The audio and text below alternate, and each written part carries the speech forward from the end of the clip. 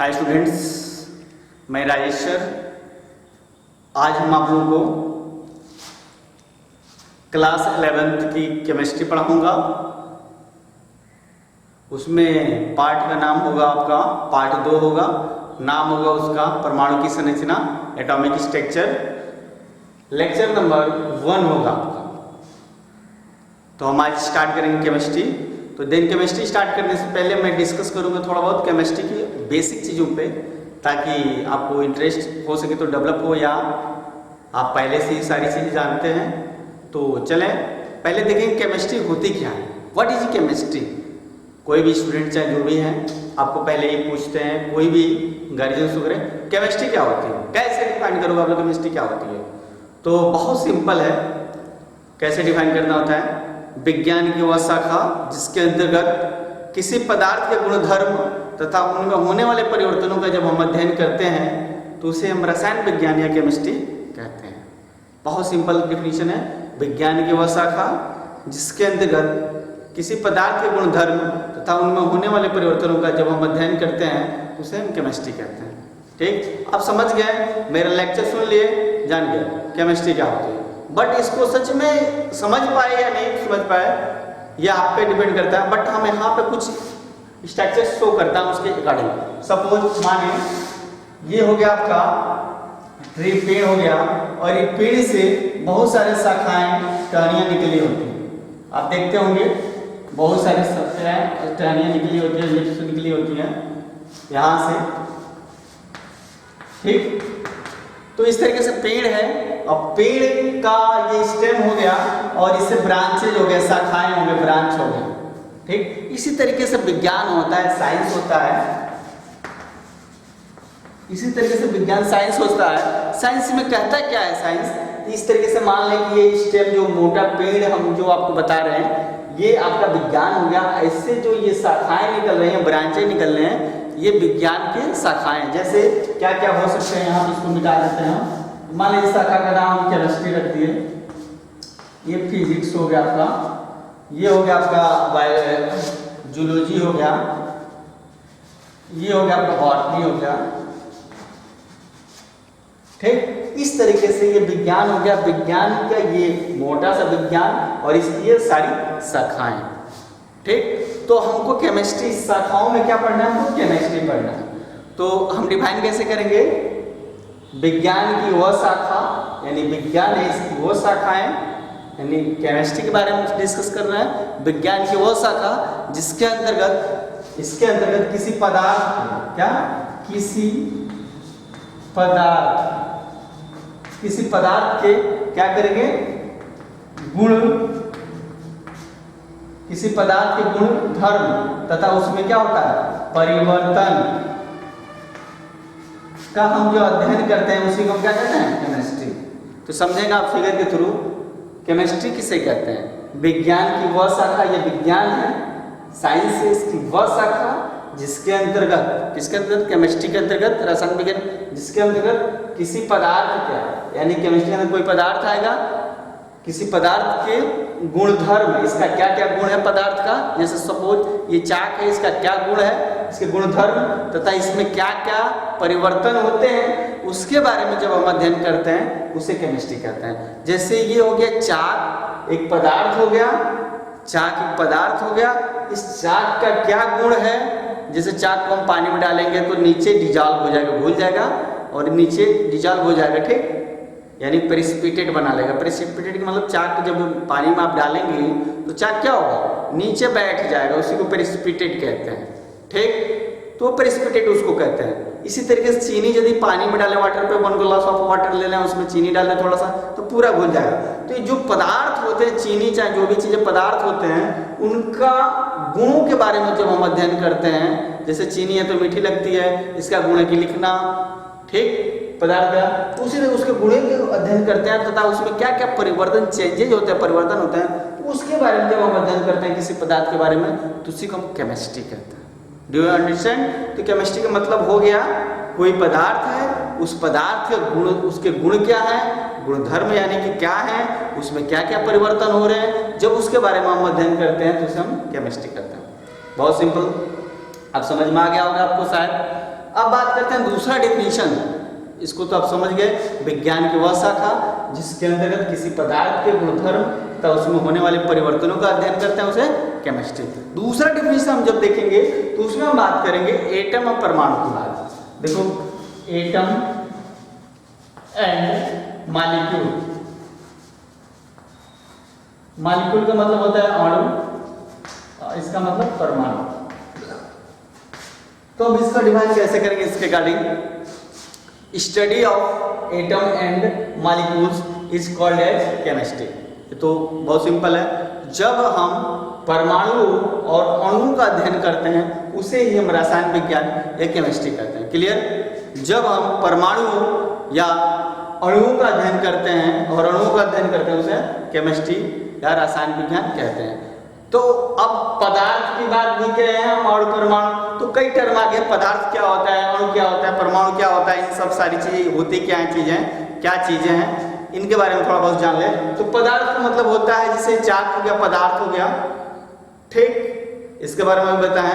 अब परमाणु क्या होता है, अणु क्या होता है, इसके बारे में जान लें। यानी कि जितनी भी चीजें हैं जो बनाई गई हैं, पदार्थ किससे बनता है? जैसे कि पदार्थ जो इसका डिफाइन किया जाता है एक तरह से जो स्थान घेरता है, चाहे जिसमें कुछ न कुछ वजन होता है, उसे हम पदार्थ जनरली कर सकते हैं। ठीक, अब बात करते हैं कि परमाणु क्या होता है। तो परमाणु सूक्ष्मतम कण होता है। क्या होता है?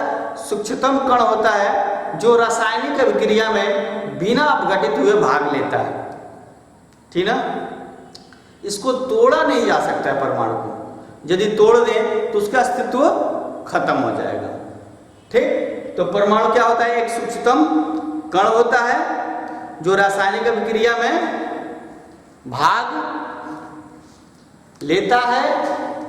ठीक ना? उसे हम क्या कहते हैं? परमाणु कहते हैं। क्लियर? तो अब इतना जान ले कि परमाणु हो गया। ठीक, तो परमाणु क्या होता है? एक सूक्ष्मतम कण होता है जो क्या होता है? परमाणु एक सूक्ष्मतम कण होता है जिससे बहुत सारे परमाणु मिलते हैं। तो क्या होता है? अणु का निर्माण होता है। क्या बनते हैं? अणु बनते हैं। जैसे कि सपोज देखिए यहाँ पे परमाणु मिल गया, हाइड्रोजन परमाणु, H को हाइड्रोजन बोलते हैं।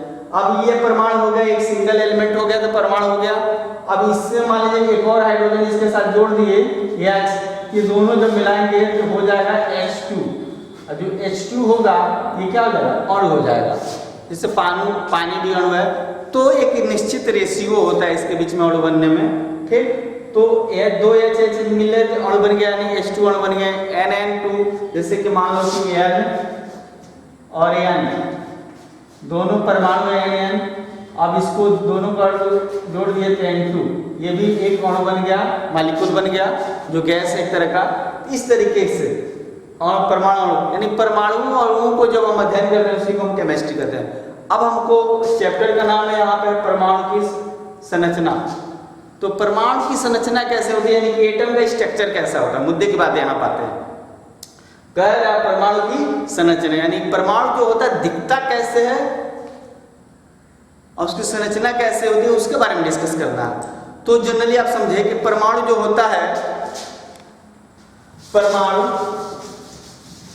एक सूक्ष्मतम कण होता है जिससे मिलकर अणु बनते हैं जो रासायनिक अभिक्रिया में बिना अपघटित हुए भाग लेता है, यानी कि उसका अपघटन नहीं होता, टूटता नहीं, उसे हम परमाणु कहते हैं। अब देखते हैं जो परमाणु एटम्स हैं, ये जनरली एटम कैसा होता है। आप इसके परमाणु की संरचना की बात कर रहे हैं तो हम देखेंगे जनरली परमाणु क्या होता है? गोलाकार होता है। कैसा होता है? गोलाकार होता है परमाणु कुछ इस तरीके से,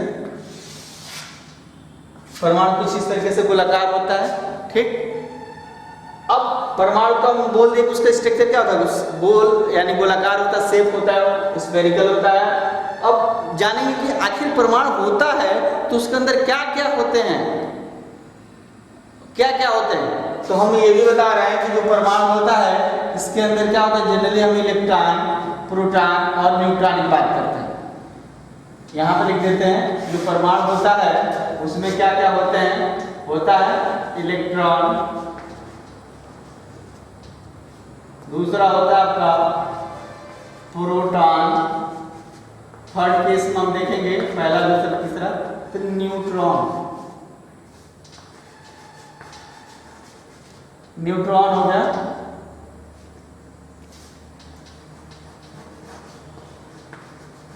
ठीक। ये तीन, यानी कि जो परमाणु है 3 कणों से मिलकर बना है। परमाणु क्या है? 3 कणों से मिलकर बना है। किससे? इलेक्ट्रॉन, प्रोटॉन और न्यूट्रॉन। यहाँ पे देखिए इलेक्ट्रॉन, प्रोटॉन और न्यूट्रॉन। इसका सिंबल भी हम आपको दिखा देते हैं। ई से इलेक्ट्रॉन, पी से प्रोटॉन और एन से स्मॉल एन से न्यूट्रॉन, ठीक। तो परमाणु जो होता है इलेक्ट्रॉन, प्रोटॉन और न्यूट्रॉन से मिलकर बना होता है। परमाणु कैसा होता है? गोलाकार होता है इस तरीके से। अब देखेंगे कि यदि परमाणु इलेक्ट्रॉन, प्रोटॉन, न्यूट्रॉन से मिलकर बना है और परमाणु गोलाकार होता है, तो आखिर ये तीनों होते कहाँ हैं, कैसे होते हैं? परमाणु में कहाँ होते हैं? तीनों एक जगह होते हैं कि दूर दूर होते हैं? आखिर उनका अरेंजमेंट वहाँ पे कैसे होता है परमाणु के अंदर? तो अब हम देखेंगे। अब यहाँ से इसके तरह से देंगे। अब यहाँ पे आएगा कि परमाणु 2 भागों में बटे होते हैं। परमाणु जो होते हैं उसका स्ट्रक्चर, परमाणु का जो संरचना होता है 2 भागों में बटा होता है। 2 भागों में बटा होता है। 2 भाग क्या होते हैं? 2 भाग, एक होता है बीच वाला भाग, यानी कि बीच वाला अंदर वाला भाग, और इसके बाहर वाला भाग। यानी कि हम कह सकते हैं परमाणु 2 भागों में बटे होते हैं। पहले भाग को हम कह देंगे इसको न्यूक्लियस, या इसी को हम बोलते हैं न्यूक्लियस, या इसी को बोलते हैं नाभिक, नाम देते हैं नाभिक। दूसरा जो भाग होता है उसको हम कक्षक कहते हैं। क्या कहते हैं? कक्ष कहते हैं, सॉरी कक्ष, या इसी को हम बोलते हैं ऑर्बिट, या इसी को हम एक और नाम दे सकते हैं सेल, कोष, इसको हिंदी में बोलते हैं कोष। इसी को हम सेल भी कहते हैं। क्या कहते हैं? सेल। इसी को हम ऊर्जा स्तर भी नाम देते हैं, कई नाम हैं। तो ये होगा, एक परमाणु है, परमाणु के 2 भाग हैं। कौन कौन से हैं? अब ये देखिए परमाणु के 2 भाग हो गए। परमाणु 3 कणों से मिलकर बने होते हैं, इलेक्ट्रॉन, प्रोटॉन और न्यूट्रॉन्स, ठीक। और तो परमाणु इलेक्ट्रॉन, प्रोटॉन, न्यूट्रॉन परमाणु में कहाँ होते हैं इसको अभी हम देखेंगे। साथ ही साथ हम यहाँ पे कर रहे हैं कि परमाणु के 2 भाग होते हैं, और 2 भाग कौन कौन है? तो ये दो जो भाग हैं, एक होता है धन आयन। क्या होता है? धन आयन, धनायन भाग या धन भाग। दूसरा होता है ऋण भाग या ऋण आयन। तो आप सब जनरली समझे कि इसके 2 भाग होते हैं। पहला होता है धनायनिक भाग, दूसरा ऋणायनिक भाग। तो धनायनिक भाग कहाँ होता है? परमाणु का जो सेंटर होता है बीच वाला, यहाँ पे धनायनिक भाग होता है, जिसको हम प्रोटॉन के नाम से जानते हैं, न्यूट्रॉन, ठीक। तो परमाणु के 2 भाग होते हैं, धनायनिक भाग, ऋणायनिक भाग। जो धनायनिक भाग होता है वो परमाणु के नाभिक, उसका नाम देते हैं न्यूक्लियस, और उसी में क्या होता है? प्रोटॉन और न्यूट्रॉन्स होते हैं। यदि 3 था, इलेक्ट्रॉन, प्रोटॉन, न्यूट्रॉन, उसमें से 2 हम क्लियर कर लिए। क्या होता है 2 में? प्रोटॉन और न्यूट्रॉन्स, यानी सेंटर में होता है। तो इसका मतलब इसके बाहर जो यहाँ पे सर्किल होगा इस तरीके से कुछ, और इन सर्किलों में क्या होता है? इलेक्ट्रॉन होते हैं। कहाँ होते हैं? इन गोलों में इलेक्ट्रॉन होते हैं। इन गोलों का नाम हम क्या रखते हैं? जैसे पहला गोला है तो सपोज मान लीजिए इसको K, L, M, और इधर आ गया L। इस तरीके से गोले हैं, इसको K, L, M, L से हम नाम देते हैं। यानी कि ये जो गोला है इसी में क्या होता है? इलेक्ट्रॉन होता है। क्या होता है? इलेक्ट्रॉन, ठीक। इलेक्ट्रॉन होते हैं इसी में। तो परमाणु जो है वो परमाणु 3 कणों से मिलकर बने, इलेक्ट्रॉन, प्रोटॉन और न्यूट्रॉन से। उनका जब हम स्ट्रक्चर देखें, संरचना देखें, तो कुछ इस तरीके से अरेंजमेंट था कि परमाणु 2 भागों में बटे होते हैं, एक धनायनिक भाग और एक ऋणायनिक भाग। जो धनायनिक भाग होता है उसे हम न्यूक्लियस कहते हैं, ठीक ना।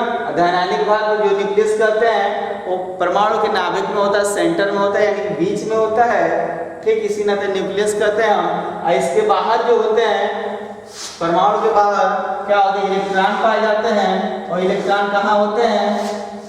कक्षक में होते हैं या कोश में होते हैं, ठीक। तो परमाणु के नाभिक के बाहर ये जो रिंग दिखाई देते हैं इस तरीके से गोले, इसी में इलेक्ट्रॉन होते हैं, घूमते रहते हैं, क्लियर।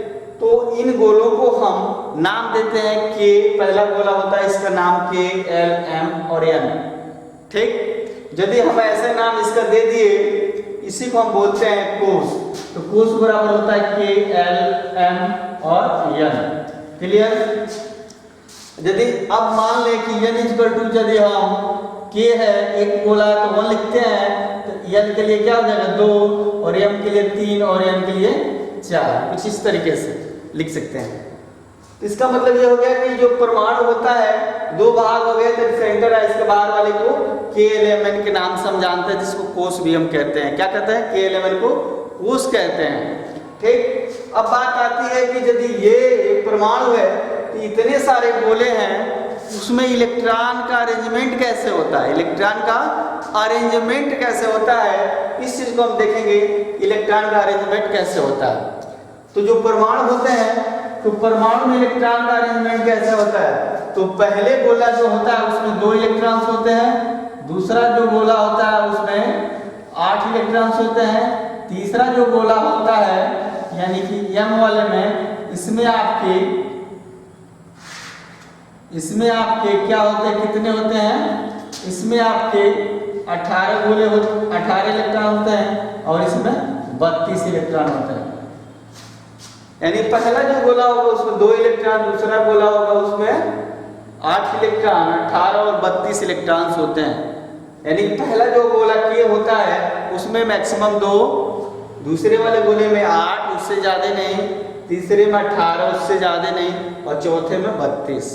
आखिर आपके दिमाग में आता होगा कि आखिर ये कैसे, इसमें इतने ऐसे कैसे हो गए? तो एक सिंपल सा एक फार्मूला है जिसको बेस में हम बता सकते हैं कि किस गोले में कितने इलेक्ट्रॉन्स रहते हैं।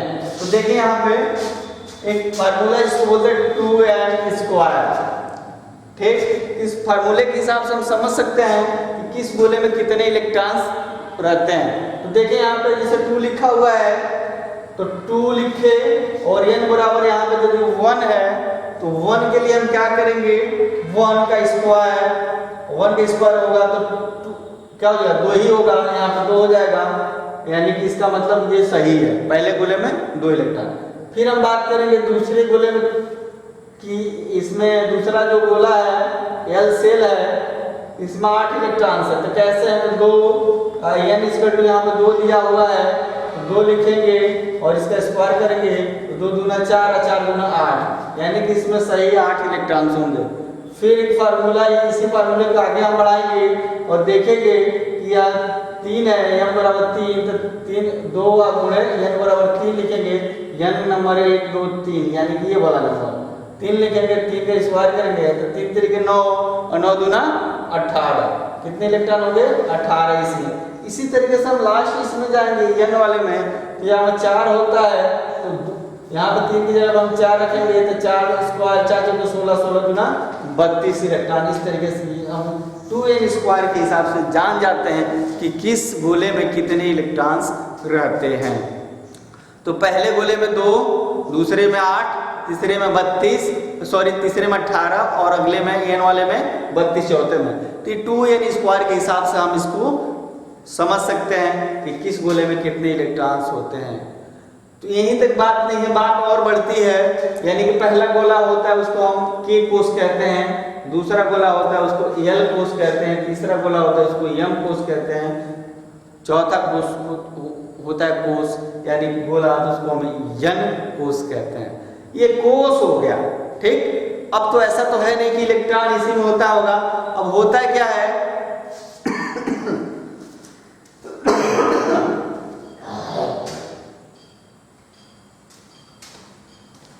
अब यहाँ पे हम देखेंगे कि ये जो गोले होते हैं, ठीक ना, इसमें इलेक्ट्रॉन, तो कोस के अंदर क्या होता है? यहाँ पे एक मिनट हम यहाँ पे देखते हैं कि ये जो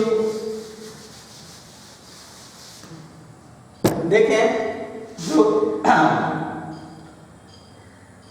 कोस जो होता है, कोस को हम सेल कहते हैं। क्या कहते हैं? सेल। सेल बराबर होता है K L M और N। इसको 1 2 के नाम से भी हम जानते हैं, 1 2 3 4 यानी 2। ठीक, 4।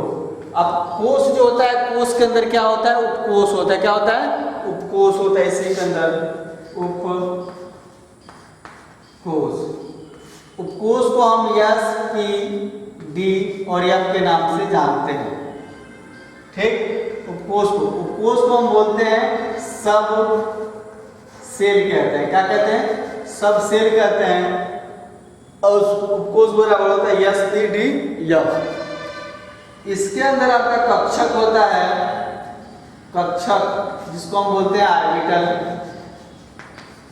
ऑर्बिटल होता है और ऑर्बिटल के अंदर क्या होता है? इलेक्ट्रॉन्स होते हैं। क्या होता है?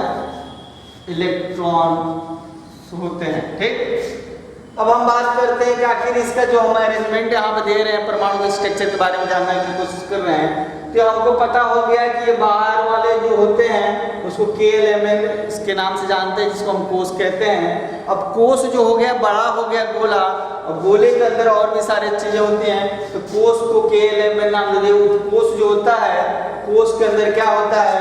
उपकोश होता है। अब कोश का नाम होता है एस पी डी और एफ। तो बोलेंगे एस उपकोश, पी उपकोश, डी उपकोश और एफ उपकोश। अब इस उपकोश के अंदर क्या होता है?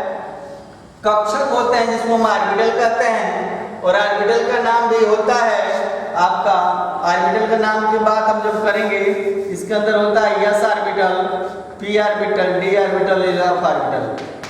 और इस ऑर्बिटल के अंदर क्या होता है? इलेक्ट्रॉन होते हैं। क्या होते हैं? इलेक्ट्रॉन्स होते हैं। अब देखिए यहाँ पे कि जो के कोश होता है उसके अंदर उपकोश होता है, उसका उपकोश के अंदर क्या होता है? ऑर्बिटल होता है, और ऑर्बिटल के अंदर क्या होता है? इलेक्ट्रॉन्स होते हैं। इसका मतलब ये हुआ कि जो ये परमाणु का जो संरचना स्ट्रक्चर है इतना आसान नहीं है कि कोश बोल दिए, कोश के अंदर इलेक्ट्रॉन होता है, कोश के अंदर उपकोश, उपकोश के अंदर ऑर्बिटल, ऑर्बिटल के अंदर इलेक्ट्रॉन्स। तो आखिर अब यहाँ पर हम समझेंगे कि के कोश जो होता है, के इसके अंदर कितने उपकोश पाए जाते हैं। ठीक, के कोश के अंदर कितने उपकोश पाए जाते हैं, और यस उपकोश यदि के कोश के अंदर कितने उपकोश या कितने उपकोश जो पाए जाते हैं। तो इसकी स्ट्रक्चर को थोड़ा सा आप लोग हम इसको हटाते हैं कि आप लोग समझ ही गए हैं। अब यहाँ पे थोड़ा डिस्कस होगा। ठीक, देखें यहाँ पर हम बात करते हैं जो के कोश होगा L, M और N। जो के कोश होगा, ये कोशों की संख्या है आपकी, कोश हो गया। ठीक, कोश हो गया। इस कोश के अंदर उपकोश होते हैं, उपकोश होते हैं। तो के कोश के अंदर कितने उपकोश होते हैं? इसके अंदर एक उपकोश होता है, वन उपकोश, जिसको यस उपकोश हम कहते हैं। जल के अंदर दो उपकोश होते हैं, जिसके यस उपकोश और पी उपकोश होते हैं। टोटल उपकोशों की संख्या कितनी हो गई? 2। यहाँ पे क्या? 1। जो यम कोश होता है इसके अंदर, यम कोश के अंदर आपका 3 उपकोश होंगे। कौन कौन होंगे? होता है यस उपकोश, पी उपकोश और डी उपकोश। उपकोशों की संख्या हो गई 3। यन जो होता है कोश, इसके अंतर्गत आपको यस उपकोश होगा, पी उपकोश होगा, डी होगा और फाइनली एफ उपकोश होगा। तो यन जो कोश होता है उसके अंदर यस उपकोश, पी उपकोश, डी उपकोश और एफ उपकोश होते हैं। क्लियर? ये कोशों की संख्या KLMN है। के कोश के अंदर एक उपकोश होता है जिसको यस उपकोश कहते हैं, इसकी संख्या एक ही होती है। यल कोश है, उसके अंदर 2 उपकोश होता है, यस उपकोश और पी उपकोश, उसकी संख्या 2 होती है, क्योंकि एक यस एक पी को ऐड करेंगे 2 ही होगा। इसी तरीके से यम कोश होता है, यम कोश के अंदर 3 उपकोश होते हैं, 3 उपकोश होते हैं, यस उपकोश, पी उपकोश और डी उपकोश। इसी के अंदर यन जो होता है कोश, उसके अंदर 4 उपकोश होते हैं, यस उपकोश, पी उपकोश, डी और एफ उपकोश। अब हम बात करेंगे इसके अंदर कक्षक की। किसकी बात करेंगे? कक्षक, जिसको हम ऑर्बिटल बोलते हैं। कक्षक, कक्षक क्या होता है? ऑर्बिटल इसको बोलते हैं। यानी कि इसका भी नाम हम एस पी डी एफ से ही जानते हैं, यानी कि S orbital, P orbital, D orbital और एफ ऑर्बिटल। दोनों में यहाँ पे उपकोष जो होता है उसको यस उपकोष, पी उपकोष, डी उपकोष और एफ उपकोष ऐसे बोलते हैं। जब हम इसका नाम ऐसे बोलेंगे इसका मतलब यहाँ पे होता है, यानी कि जो यस उपकोष होता है उसमें यदि एक उपकोष होता है तो ऑर्बिटल जो होगा, यानी कि यस उपकोष में एक ही ऑर्बिटल होता है जिसको हम यस ऑर्बिटल बोलते हैं। क्या बोलते हैं? Yes orbital. ठीक इसी तरीके से जो पी होता है, यानी कि इसमें यस उपकोष जो होता है, यानी कि उपकोष संख्या 2, इसमें यस में एक ऑर्बिटल होगा और पी में 3 ऑर्बिटल। इसमें होंगे एक ऑर्बिटल, कौन सा होगा? यस ऑर्बिटल, और इसमें होगा पी ऑर्बिटल। ठीक, और इसमें क्या हो जाएगा? यस ऑर्बिटल होगा और इसमें होगा पी ऑर्बिटल और इसमें डी ऑर्बिटल। इसी तरीके से इसमें भी होगा yes orbital, P orbital, D orbital और एफ ऑर्बिटल। ठीक, ये हो गया।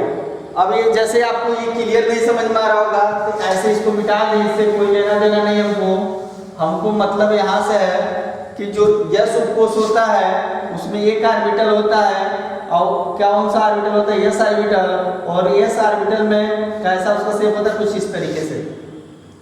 इसी तरीके से यहाँ पे जब हम बात करेंगे इसमें 2 उपकोष होते हैं, यस और पी उपकोष। कितने उपकोष हो गए? 2, यस और पी। तो यस का क्या होगा? एक बॉक्स बनेगा, पी में कितने बॉक्स बनेंगे? 3। जो पी होगा यहाँ पे ये इस तरीके से होगा। ठीक, इसी तरीके से जो यस हो गया, यस के लिए 1 बॉक्स, पी के लिए 3 बॉक्स और डी के लिए 5 बॉक्स। तो समझे, यानी कि यस उपकोष में एक ही ऑर्बिटल होता है, यस ऑर्बिटल, और यस ऑर्बिटल का मतलब हो गया एक ऑर्बिटल का मतलब 1 बॉक्स। इसी तरीके से यहाँ पे यस जो है इसमें 1 बॉक्स होगा और पी में 3 बॉक्स, यानी कि यस ऑर्बिटल में एक ही बॉक्स होता है और पी ऑर्बिटल में 3 बॉक्स होता है। इसका नाम भी होता है पी एक्स, पी वाई और पी जेड। हर ऑर्बिटल यानी कि एक बॉक्स जो दिखाई देता है उसको एक ऑर्बिटल बोलते हैं। ठीक ना, यहाँ पे 3 ऑर्बिटल दिखते हैं, समझ रहे? तो इसी तरीके से यस हो गया, तो यस उपकोष में यानी कि के कोष में 3 उपकोष, यस पी डी एफ। इसी तरीके से इसमें ऑर्बिटलों की संख्या भी इसी हिसाब से होती है, यस में 1 ऑर्बिटल, पी में 3 ऑर्बिटल और डी में 5 ऑर्बिटल। तो टोटल आप जोड़ेंगे ऑर्बिटलों की संख्या, तो इसमें 1 ऑर्बिटल हो गई, इनमें कितने ऑर्बिटल हो गए? 3, ये 1, 4 ऑर्बिटल, और इसमें हो जाएगा आपका कितने ऑर्बिटल हो जाएंगे? 1 यस में, 3 इसमें या 5 इसमें, तो 5, 3, 8, 1, 9 ऑर्बिटल हो जाएंगे। कितने? 5, 3, 8, यानी कि एक बॉक्स को 1 ऑर्बिटल, तो 3 बॉक्स है, 1 ऑर्बिटल 5, ये है 1, 2, 3, 4, 5 बॉक्स होता है डी में, ये 5 ऑर्बिटल होते हैं, पी में 3 ऑर्बिटल होते हैं और इसमें 1 ऑर्बिटल, तो 5, 3, 8, 1, 9 ऑर्बिटल इसमें हो गए। इसी तरीके से हम एन वाले में देखेंगे, 1 ऑर्बिटल, 3, 4 ऑर्बिटल और 5, 4, 9 ऑर्बिटल, 5 इसमें, 3 इसमें, 5, 3, 8, 8, 9 और 9 इसमें 7 ऑर्बिटल्स होते हैं। कितने ऑर्बिटल होते हैं इसमें? 7 ऑर्बिटल। तो टोटल कितने हो गए आप देख लें, यहाँ पे जोड़ लेंगे आप लोग, कितना हो गया? 5, 4, 9 और 9 और 6, 15 16 ऑर्बिटल टोटल होंगे। इसमें कितने होंगे? Total 16 orbital. यहाँ जगह नहीं है, इसी वजह से हम ऐसे बता रहे हैं। तो कहने का मतलब यह है कि ऑर्बिटलों की संख्या की बात करेंगे कि इन कोषों में ऑर्बिटलों की संख्या कैसी है, तो हम समझ में आ गया कि पहला जो कोष होगा उसमें 2 उपकोष होंगे, 1 उपकोष होंगे, यल में 2 उपकोष होंगे, यम में 3 उपकोष और एन में 4 उपकोष होंगे। Yes P D F total आएंगे। अब यदि उपकोष हमको पता चल गया तो उपकोष के अंदर ऑर्बिटल होता है, ऑर्बिटल में क्या हो गया? यस उपकोष में 1 ऑर्बिटल होगा, यहाँ पे जो उपकोष है यस पी उपकोष है तो उसमें क्या होंगे? 1 ऑर्बिटल, ये इसका 3 ऑर्बिटल, टोटल 4। यम में देखेंगे यहाँ पे एस पी डी 3 ऑर्बिटल्स होते हैं, तो यहाँ पे क्या होगा? टोटल ऑर्बिटलों की संख्या देखेंगे तो 3, 1, 4 और 5, 4, 9 ऑर्बिटल्स होंगे, उसमें 16 ऑर्बिटल्स हो जाएंगे। अब इन ऑर्बिटलों में क्या होता है? अब इन्हीं ऑर्बिटलों में क्या होता है? इलेक्ट्रॉन्स होते हैं। क्या होता है? इलेक्ट्रॉन होते हैं। इन्हीं ऑर्बिटल में क्या होता है? इलेक्ट्रॉन्स होते हैं। यानी कि जो हम बताए थे कि इलेक्ट्रॉन जो कक्षाओं में घूमते हैं रिंग में, वो इलेक्ट्रॉन आखिर रहते कहाँ हैं? ऑर्बिटल में रहते हैं। किस में रहते हैं? ऑर्बिटल में होते हैं। और ऑर्बिटल में अपोजिट स्पिन से रहता है, एक ऊपर होगा एक नीचे होगा, ठीक है, क्लॉकवाइज एक एंटी क्लॉकवाइज। तो हम यहाँ पे देखेंगे, यहाँ पे अपोजिट स्पिन के कुछ इस तरीके से होते हैं, यानी कि एक ऑर्बिटल में मैक्सिमम 2 इलेक्ट्रॉन रह सकते हैं। इलेक्ट्रॉन कहाँ होते हैं? ऑर्बिटल में। तो मैक्सिमम 2 इलेक्ट्रॉन रह सकते हैं एक ऑर्बिटल में। इस ऑर्बिटल में 2 इलेक्ट्रॉन, इसमें भी 2, और इसमें यदि p है, इसमें total number of the 3 orbital है, तो 3 है तो 1 में 2, तो 3 में कितना होला? 6। तो टोटल इसमें इलेक्ट्रॉनों की संख्या कुछ इस तरीके से इलेक्ट्रॉन को भरते हैं, एक का मुंह ऊपर दूसरे का नीचे, क्योंकि एक क्लॉकवाइज शो करता है, एक एंटी क्लॉकवाइज, एक दाहिने बगल से इलेक्ट्रॉन घूमता है, एक बाएं बगल से। ठीक, इसी तरीके से इसमें भी हो जाएगा। इस तरीके से इलेक्ट्रॉन होते हैं इसमें, ठीक ना? तो आप समझ गए होंगे कि जो परमाणु होता है, तो परमाणु क्या होता है?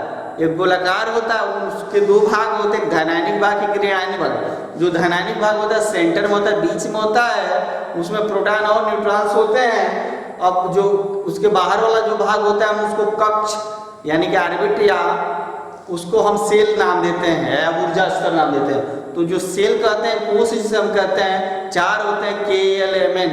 ठीक, जो KLMN होता है, तो जो K होता है उसमें 2 इलेक्ट्रॉन्स होते हैं, जो L होता है उसमें 8 इलेक्ट्रॉन, M में 18 और N में 32 इलेक्ट्रॉन।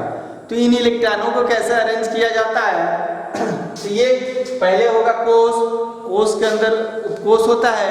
अब कोश के अंदर क्या होता है? ऑर्बिटल होते हैं, ऑर्बिटल के अंदर इलेक्ट्रॉन्स होते हैं। कुछ इस तरीके से अरेंजमेंट होता है। जो K कोश होता है उसमें एक ही उपकोश होता है, जो S उपकोश नाम देते हैं, और उसमें एक ही ऑर्बिटल होता है, S ऑर्बिटल होता है। और एक ऑर्बिटल में मैक्सिमम 2 ही इलेक्ट्रॉन हो सकते हैं, वो भी अपोजिट स्पिन के। अपोजिट स्पिन का मतलब ये हुआ कि एक को क्लॉकवाइज रोटेट करेगा, एक एंटी क्लॉकवाइज, एक दाहिने बगल घूमेगा दायां और एक बामा मार्ग घूमेगा। ठीक, इस तरीके से। इसी तरीके से जो L कोश है, L कोश में 2 उपकोश होते हैं, S और P उपकोश होते हैं, M में 3 उपकोश होते हैं और N में 4 उपकोश होते हैं। बस समझना बस ये है कि जिस तरीके से नंबरिंग है, उसी तरह K में 1 होंगे, L में 2 होंगे, M में 3 होंगे, N में 4 होंगे। ये कह सकते हैं कि K कोश में 1 उपकोश, L में 2 उपकोश S और P, M में 3 उपकोश SPD और N में SPDF, चारों आते हैं इस तरीके से।